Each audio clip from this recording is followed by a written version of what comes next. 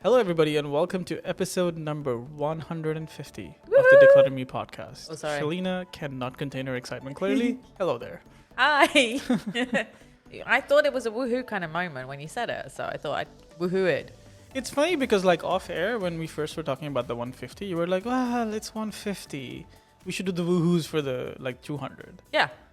So hence I was breezing right past the woohoo. Yeah. I never know how to... Yeah, you talk about them as, it's the landmark episode. I'm like, it's an episode. This is amazing. I just... You know me, I'm still at that point like I was in 2018 where I was like, how have we got... Has it been 2018? Yeah, we started in 2018, didn't we? April 2018. Oh my God, this is our We're nearing on 3 years, yeah. 3 years we've been doing this together. You realize that it's also just math, right? Like there are 52 weeks in a year, 150 means Don't you're be in smart the ass. Nobody needs to listen to a smart ass. I actually wasn't trying to do that. I was just pointing out that Even though I know you have a lot of fans now who love your British accent smart assness, but no one needs that. All right, that was not what I was getting at. My point, however, was coming back to why I was saying that even 150 for me is a milestone, especially because we were weekly, is if we go from 100 to 150, it's a year. Yes. Right? So hence it's something to celebrate. Hence I want to celebrate the 150s as much as the 100s. Yes. All right. Okay. Anyway, it is a big deal. It just, I still have that same feeling of I can't believe that people listen and recognize my voice now. I think that's a good thing for the most part. It is, but yeah, it's. I guess in a way, lovely. I mean, in a way, if you think about it, like if you haven't felt like you've actually done 150 and you feel like you're just starting out and yet you have all of this stuff, then that means it's been a fun process. Yeah. Yes, of course, it's been fun with you.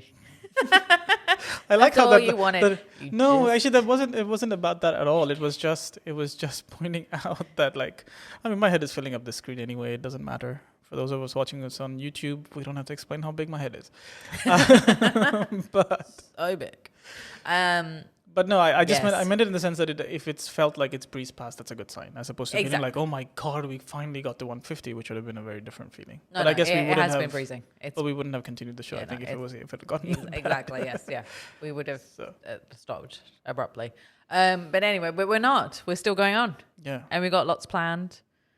And I'm also interrupting you because it's we would not have stopped abruptly. We would have done a graceful closure of the show. We would have given, we would have done a closing episode and everything. Do people who close podcasts close gracefully? I don't think so. Well, when it's a planned closure, yeah, sure. Yeah, if it's a series, but not if it's they get fed up with talking to each other or to other people. No, I think we would. I mean, if that's the reason why we would land up ending the show, and I don't mean because we'd be fed up talking to each other, but because we feel like the show, we want to maybe try something else or do something different or whatever it is, and we would actually announce that, wouldn't we? Why would you not let the listeners know that, hey, Well, when I get on Netflix or the BBC or something, then maybe we'll stop the podcast. Inshallah. Why? Because I want to be on Netflix. No, but why wouldn't you say if I get on Netflix, then we'll, it'll make the podcast bigger. We're going to do a Netflix and a podcast. Yeah, why not? Oh my God. Okay, fine. Yeah. All right, fine. Can I get on Netflix next? Or BBC, please. Anyway. So we're going to be doing this for a while, guys, clearly. Yes, sorry. Lots of banter. But yeah, 150, it's a nice milestone. It's 3 years in, Things have changed. It's been 3 years. Wow. We've upgraded. We're doing YouTube and video and all sorts of things. We're global. We grew in Canada last year. Yeah, we were big in Canada. Thank you, Canadian listeners. Yeah, that was a big one. I think it's because they were stuck in lockdown for so long. Anyway, should we tell them what we're going to talk about today? Oh, I thought this was it. No, we're actually going to do an episode? No, we're going to do a proper episode. We have to help our listeners to get organized. This is all, find everything in 5 seconds. That's what it's about, right? The Decluttr Me show. Yeah, I just did a little dance. Right, we're going to talk because we're brown. I like how, I'm the producer. I don't even know we were having a new title song today, but okay. Yeah. Right. Okay, so because we're brown and we're Desi. Did I pronounce it right? You were closer than you've been in any of the iterations we practiced before. Whenever the show. I say Desi in a British Asian way, I get told off by him. And if I say it in an Indian way, he says I sound like Apu from The Simpsons. So this was good. I think we should just leave while you're on the high. Don't try to recreate the magic, because then you might sound like Apu. So we are. What are we, Shirag? Desi. Podcasters? Desi. We're brown. So, and we're Asian. And we have had a listener ask us to talk about the Desi fridge and how to organize it. And now we've talked about organizing fridges, which we will link to in the show notes, as always. But Desi fridges and Asian fridges, I think like we've got Asian friends, you know, from Southeast Asia, had the same sort of issues as well. But we have a different kind of inside in our fridges are different inside, right? I think what Shelina is trying to say here is that like there is some differences in the ingredients and the things that we store. Yes. Compared to what you might find in a more I don't know what the comparison is, and maybe we shouldn't make one. Western. Yeah, maybe not. Not really sure. Yeah. But the idea is that there is because of the way the diets are and other things. Yeah. There might be some differences, by the way, but it may apply to someone living in the West as well who might be either of a similar diet or pursuing something similar to that. So that's kind of what we want to talk about. Or Desi. I'll stop saying it. Anyway, we're going to talk about that kind of fridge. So I mean, a lot of brown people are either Hindu or Sikh, and they're vegetarian, right? So there'll be a lot of vegetables, and even for Muslims. Actually, I think it's, but I mean, it's an Asian thing or an Indian thing for sure. A Desi thing, as we were calling it, which is the subcontinent, the larger subcontinent area. Even, I mean, it doesn't matter if you do eat meat or you don't, but there is a heavy focus on veggies, lentils, and those kind of food things or food groups that you don't often see in some of the other kitchens. Yeah. And so there'll be a lot of different types of vegetables. So there'll be the core ingredients like your onions, your garlic, which can be stored together. And then there'll be, you know, coriander and the other herbs. Yeah. And then there are things like, I mean, the different kinds of aubergines you can get, the, you know, courgettes and kind of very subcontinent centric kind of vegetables, which you wouldn't see in a normal supermarket unless it was in the specialist area. So there's all those kind of vegetables. So they might be grouped together with, there's ones that are like pumpkin and squash that we have, you know, like mini pumpkins you can have as well and stuff like that. So there's all these different kinds of vegetables. And of course they have to be stored in different ways. I had one client, she wonderfully gave me a whole diagram about how vegetables should be stored in the fridge because she wanted me to organize her fridge anyway. And she went, here's this thing I found. And I didn't fully realize that some, you know, there were certain vegetables that couldn't be stored in next to other vegetables because then it'll help it go off.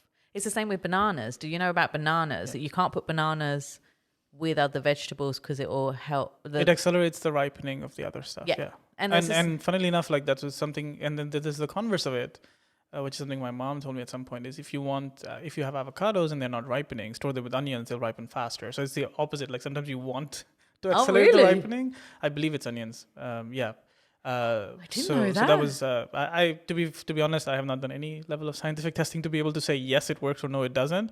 But it's just an interesting. I am going to try that. See, brown mums, they know all these things. They know all these things. Yeah. So even though funnily enough, avocados are not really anything staple to us, but that's but we just something we eat a lot. Yeah. But the thing, and funnily enough, avocados are what my dad used to use as a cricket ball when they were growing up because they're from Kenya. And there's so many avocados grow, and nobody used to eat avocados. They didn't know how to eat avocados. Wow. It wasn't like it was trendy like it is now. And they used to be huge things, and the seeds were huge. So they used to use them as cricket balls. I think we picked this as the 150th episode because we thought it was an interesting topic to talk about and everything else. Yeah. But I think this is the best factoid we've had in 3 years that you've ever shared. That avocados, your dad used to use avocados as a cricket ball. Yeah, our whole family, like they'll talk about it. They'll talk about how they play cricket with avocado. And I'm sure it's a whole East African thing. I mean, just not only is that very amusing as I just realized, but also in very typical Desi fashion. I've talked about my mom and you've talked about your dad. So we've covered the parents. Yes. We can now move on. I'm sure my mom will come, like there'll be my mom's tips as well will come up. And I'll get that diagram and I'll share it in the show notes as well. So you can see what vegetables can stick together. I mean, it's a bit different because obviously, as we always say, here we're in the Middle East. It's hotter. We put more things in the fridge than we put in other countries. You know, there are things like avocado we leave out only for a short while for it to ripen. Then we have to put it in the fridge because it will just go so fast. Right. So there are we have more things that we have to put in the fridge. Another thing that we have a lot of is leftovers. We like leftovers. We never cook. We don't cook in small portions. No, Yeah. even I don't cook and live. We live, by ourselves, right, in our house. Yeah. I don't know about you, but I cook the same amount of portions my mum would cook for us as a family. Really? Yeah. Still, even now? Even now. Okay. I know better, but I will then have half of the leftovers. So I'll have one meal, then one lot of it will go into one container, and I have a glass container because I use them now in the fridge, and then another glass container will go into the freezer. So, oh, wow. Okay. Yeah, and so Yeah, I'll that's not how I cook at all. yeah. Okay. So then I have about sometimes 4 days of food to eat, the same food, which gets a bit boring. But the point is, you have multiple servings of the same thing. I mean, I think the maximum. I think that's also maybe just a factor of I've been cooking for myself for quite some time. yeah. So eventually you just start reducing and kind of adjusting. So now for most things it's single serve or maximum 2. No. Especially if I'm doing like a nice curry or something Yeah. that I want to eat, I know I'll eat it again, kind of thing. Or even the baseline of making like a chickpea curry or chana masala, as we would say. It turns out to be a little more than one serving, but that's about it. And then but it's eaten quickly. I don't run into this. I don't freeze a lot of stuff actually. Well, for me, my thinking, I just can't think smaller. I've just been brought up like that. My mum was always cooked like that. My mum still cooks like that. Even though it's so just does her mine. and That's my true, dad. by the way. So does mine, yeah. You know, they still, so they have all these leftovers. But for me as well, it helps me because of my work, because especially when I'm going to different Emirates and coming back late, I then don't have to, I have food It's in the convenient, freezer. for sure. Yeah. So I can take the thing out in the morning out of the freezer and it can be defrosted by the time I come home, and I just have to warm it up in the microwave or in the saucepan. So for me, it's convenience that I have ready-made meals to eat, which is my own food. So that's a lot of the reason for me as well, that I was like, what am I doing? But now it's very convenient for me. Right. But most families, when they're not living alone, they do have a lot of leftovers. I'm sure your mum used to make not just one dish, but she'd make 2 or 3 dishes, and curries. And the same with my mum, she'd make 2 curries, plus there'd be leftovers. So you end up having about 3 or 4 dishes every day. And that's a thing. So you have to have the room in the fridge and you have to store it properly. Right. So one thing I say, and we've talked about sustainability before, and, I've talked about the glass containers. They are great, especially now you can get great glass containers from the big stores or online, which you can put in the fridge or the freezer, the dishwasher safe, stackable generally. Yeah. So stackable, you can put it in the microwave. So they're very convenient to use everywhere, when they're these glass ones. So it's better than getting these, plastic ones. And you can use them in various places. And yes, as you said, they're stackable as well, or they can fit in a neat way as well. Right.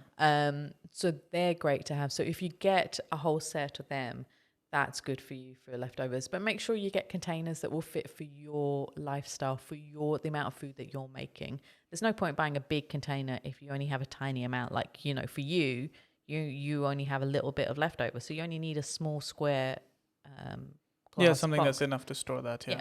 Don't need a big one. Yeah. So think about that and go through your Tupperware and your, all your glass containers and see, do you need all of them? Do you use all of them? Because if you don't, and it doesn't even fit in your fridge, there's no point having it, so you can donate them.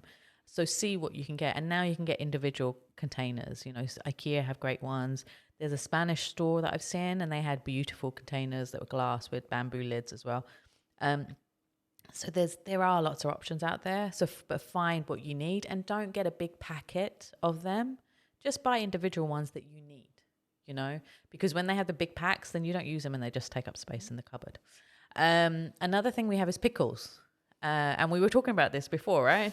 About how to store pickles. So pickles, as you said, are supposed to last a long time. They're pickled, so you don't need to put them in the fridge. But I put my pickles in the fridge. And you don't, right? Well, no, I mean, I think that for me the difference is like the homemade ones I don't, Right. and they've generally lasted. Yes, you don't have to. I mean, you don't expose them to the sun. You keep them in a cool area or a cool part of the kitchen. You store them in a way that there's no direct sunlight, etc. But But the whole point of pickling is it is meant to make the thing last longer, Yeah, right? exactly, yeah. And generally that's how even just average pickling is designed, let alone Indian pickles. Yeah.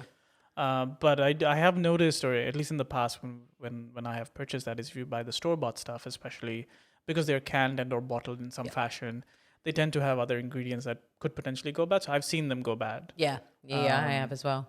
Or sometimes, I mean, the pickling process doesn't work so well, which is a whole different thing. But on average, I've noticed that the store bought stuff that you get, and of course that you get that very freely here, especially, that stuff tends to go bad in our heat. They do. And even in the fridge, after a while, Sometimes they that do. happens too, yeah. So after a year and a half, they will go off. Especially, you know, at the top, you know, like I Correct. get, That's what happens, yeah. I get that Gujarati one, the mango one is sweet, which I love. And yeah, it's all sticky, and at the top of the jar, it always sticks. That gets moldy quite quickly, Correct. even in the fridge. So, and as you said, I mean, I think how it's preserved. Yeah, I am sure it has something to do with that because my mom has made pickles over time. Not every year, but quite frequently, and she's made all of them. She's tried the spicier ones, the slightly sweeter ones that you were talking about, and that's never happened. And we generally invariably store them outside. Yeah, my parents put it in the shed. Yeah, that's and what it's I mean. there for years, like, you know, the lemon ones and stuff like that. Yeah, the mango, everything. So yeah, I think it just depends on the climate as well, and whether it's homemade or not. You know? I think there's definitely something to it. Yeah. So just think about that and have a review of the fridge, you know, and I always say check every month to check what's gone off, you know, open the items. You can't just see just by looking at it. Sometimes you open it and you'll see the mold at the bottom. Right. And you might find leftover containers at the back of the fridge if you don't review it. Which is something that I hear quite often, surprisingly. Yes. Yeah. I have dealt with leftover food at the back of fridge in bowls. Lemons is a big thing. Lemons, I can see. It's happened to me too. Like just a lemon got stuck somewhere and then it just dried out in the fridge. And garlic. And garlic is a funny one because it starts rooting, because it starts growing and stuff, but it then goes funny. It's very weird, yeah. So do review every month. I would say for your fridge. If you can do it every week, great. But if not, do it every month. And yeah, do the review before you buy anything. So if you're going to do an online shop, or even if you're going to go to the supermarket, you know, and have your shopping list, first open the fridge and have a look and see what you've got. And if there are certain foods like leftover foods that are still in the fridge and you haven't eaten it, then that means maybe not to make it again, because it might not be your thing or your family's thing. They might not like it. Yeah, if it's not getting eaten, yeah. So that's the main things. I mean, there are other things. I have lots of chocolate in my fridge. And cheese. But that's not a Desi thing necessarily. That's not a Desi. Yeah. And cheese is not a Desi thing either. But yogurt is another thing. And I find yogurt at the back of the fridge and it's gone off. And like, you know, it is an older generation thing. They'll be like, oh, we can make chas with that, or we can make, I think they can make something else with it. They make a dessert with it, the yogurt. Yeah, there are things you can do with yogurt because it's probiotic, etc. Like you can even if it just sours, it doesn't necessarily. I mean, sometimes it will, but like any decent quality yogurt can last a while. So it sours over time, yes, but it can be used. So that's why they'll be like, oh, it's sour. I'll use it for soury things like a cuddy and stuff like that, because that's stuff that you can use. Yes, they make it for cuddy. Yeah, that's exactly what we've done with old yogurt, or at least back when I used to eat that. So I love cuddy. So these are things to bear in mind. So when you know, look at what vegetables you're storing together. I mean, get plastic containers if you've got room in the fridge, and put the same type of vegetables together so it's easier for you to store. Don't label it, because of course you're going to have different vegetables all the time. You know what I mean? But also review your fridge every month to see what you've got in there, to get rid of the things, and review your Tupperware as well, because if you do put in a lot of leftovers into your fridge, you want to make sure you have the right kind of Tupperware in there. Yeah. And pickles as well. See, let us know about your pickles. What pickles do you have? And like, where do you store them? Do you store them in the fridge or outside? You know, that's a good point. And herbs are one. I think we kind of just skimmed over that, but we have coriander. That's a big one. Mint and stuff like that. Pro tip there is, like, you know, storing it on a little, like a paper towel type thing with a little bit of water makes it last longer. Or put it in a glass. Or put it in a glass with water at the bottom. And I don't have room in my fridge, so I can never do it. Right, but these are things that help it stay green a little bit longer, especially if you're used to buying a lot, but then you'll end up wasting some. What I do But, is, and this is what my mum taught me, was I buy loads of bunches. I chop it up. I clean it, chop it up, put it in the freezer. So I have all of that in the freezer. And I'm one of those that don't chop up onions. I have frozen onions. So I buy those. And it's great here because it's all chopped up for you. So it's chopped up. The Desi in me is judging you. I know, but I cry too much because I am that coconut now that I can't take it cutting onions by myself. It's too crying and too painful for my eyes. I know. I'm sorry. You just made sorry, onion aunties. cutting like this dramatic thing. I'm sorry, aunties, so much. Anyway, so that's it for today. Yeah, well, there you go. That brings us to the end of episode 150. If you want to talk to Shelina about sorting out your fridge, whether it's Desi or otherwise, you can do it by contacting her at Decluttr Me. That's at DECLUTTRME on all of the social media, as well as at decluttrme.com. There's a contact form. That's also where you can find all of the previous 150 episodes of this show, in case you want to do that or find us in your podcast player. If you're enjoying this, we'd love to hear from you. You can leave us a comment in the podcast app of your choice. You can leave us a rating there. Most of the podcast apps allow you to do that now. Or tag Shelina or tag Decluttr Me on Instagram. And until next time. Bye. Bye.